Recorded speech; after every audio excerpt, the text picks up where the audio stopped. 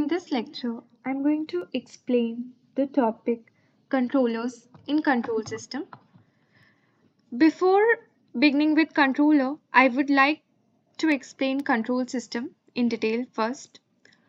So let us begin with the basic concept of control system. So basically, a control system is a combination of multiple components like subsystem, processes, and devices that work together to control the output. The main goal is to make the system output follow a desired input or reference value. It always involves input, processor, and the output. So now we have open loop control system. In open loop system, there is basically no feedback. The output is not compared with input. The system does not know whether the output is correct or not. Now the important characteristics of open loop control system. The first one is that there is no correction mechanism. Cannot handle the disturbance. The system basically cannot handle the disturbance. And the third one is that the output accuracy is not guaranteed in the open loop control system. However, the advantages are that it is simple to design and it is of low cost. Now we move forward to closed loop control system. In closed loop system, a feedback is present. The output is continuously measured using the sensors.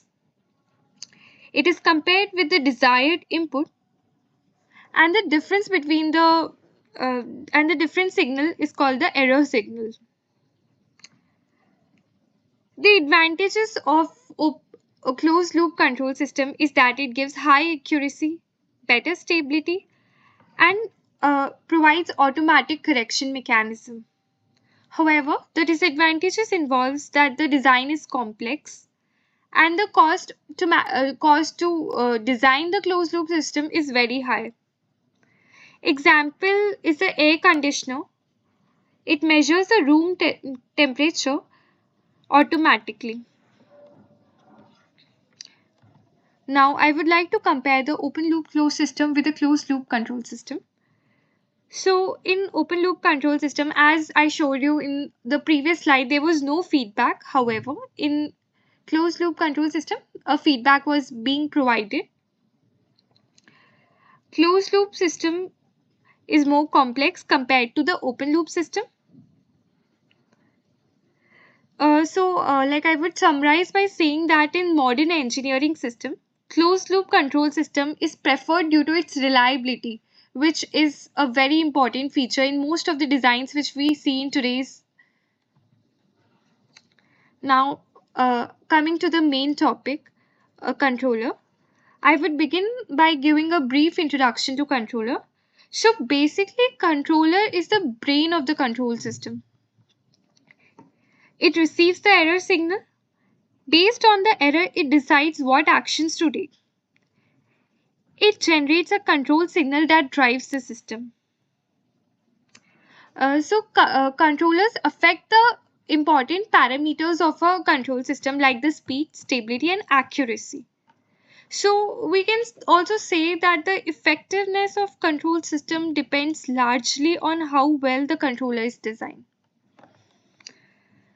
So now I'm going like there are 6 ways in which controllers can be classified in industry. The first is the on and off controller. The second one is the proportional controller. Third one is the integral controller. Fourth is the PI controller, that is the proportional integral controller. Fifth one is the PD controller, that is the proportional derivative controller.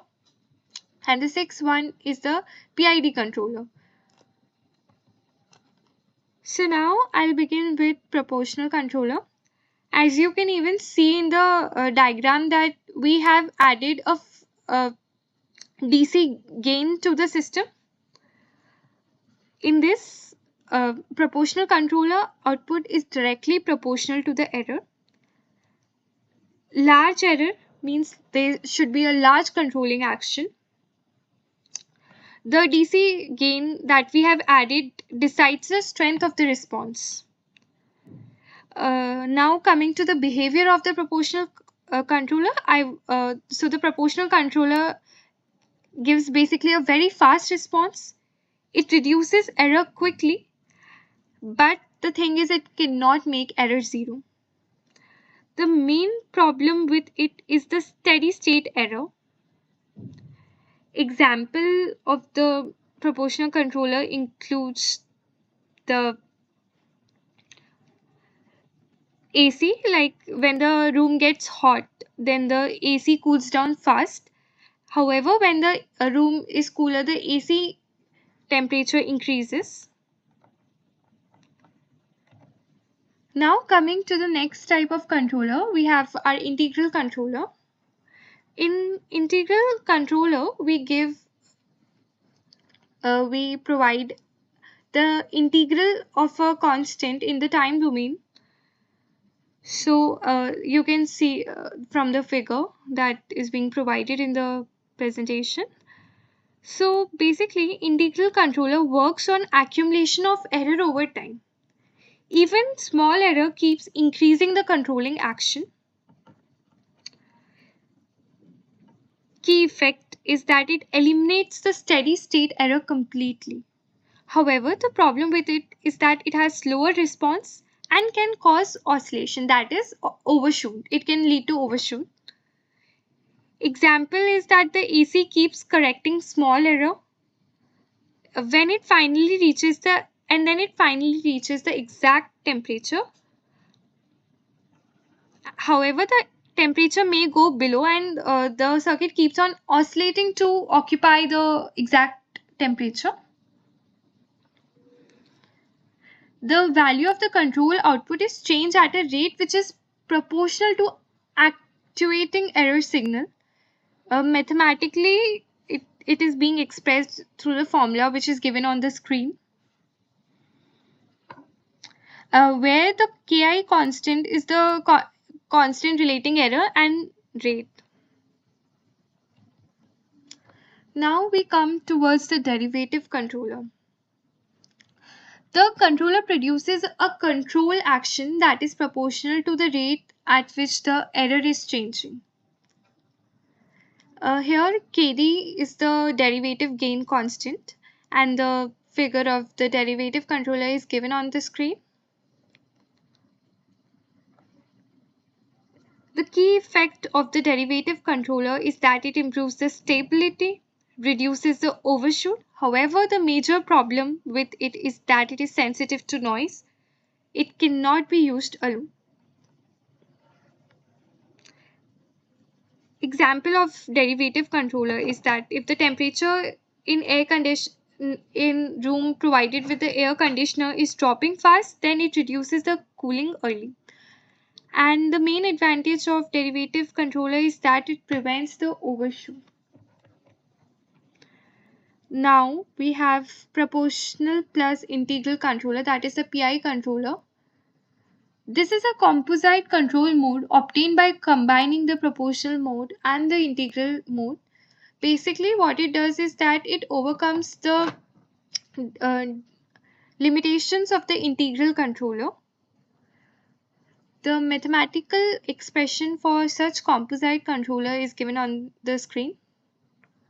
Now, the Laplace, taking the Laplace transform, we obtain the overall gain through it. The main advantage of the PI controller is that it gives fast response and it drastically reduces the steady state error. The PI controller is widely used in industrial system and motor control. Next is the proportional plus derivative controller, that is the PD controller. The series combination of proportional and derivative control modes gives the proportional plus derivative control mode. The mathematical expression for the PD composite controller is given on the screen. The addition of the derivative mode to the proportional controller modifies its response to the input.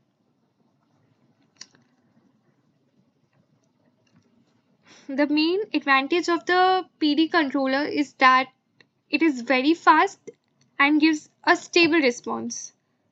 However, the limitation is that it cannot remove the steady state error. And the main thing about the derivative mode controller is that it is never used alone because it's not capable of maintaining the control signal under the steady error condition. So that's why PD controller is used like overcomes the limitation of the derivative controller. Now coming towards the final mode, that is the PID mode, which is the composite controller including the combination of the proportional, integral and derivative controller mode is called the PID control mode, and the controller is called the three mode controller. It is very much complex to design but very powerful in action. Mathematically, such control mode can be expressed as the formula which is being provided on the screen. So the main advantage of the PID controller is that it gives no steady state error, it reduces the oscillation, it gives faster response and works in almost all conditions. So like the PID controller is overcomes the limitation of the derivative and integral controller, and just take the good points of both the things and combine them to give us the best possible response. So this, like it's mentioned that this mode has the advantage of all modes. The integral modes eliminate the offset error of the proportional mode, and response is also very fast due to the derivative mode. The sudden response is produced due to the derivative mode, thus it can be used for any process condition. With the PID control action, there is no offset, no oscillation with the least settling time. So there is improvement in both the transient as well as the steady state response. Thank you so much.